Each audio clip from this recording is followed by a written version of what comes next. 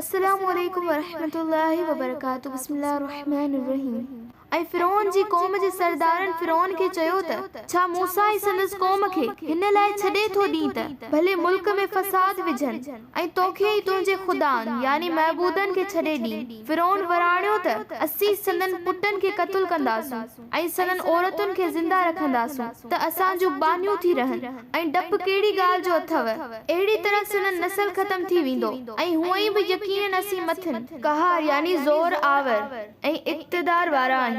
मूसा पंहिंजी क़ौम खे चयो त अल्लाह खां मदद घुरो ऐं सब्र करियो। बेशक हीअ ज़मीन अल्लाह जी ई आहे।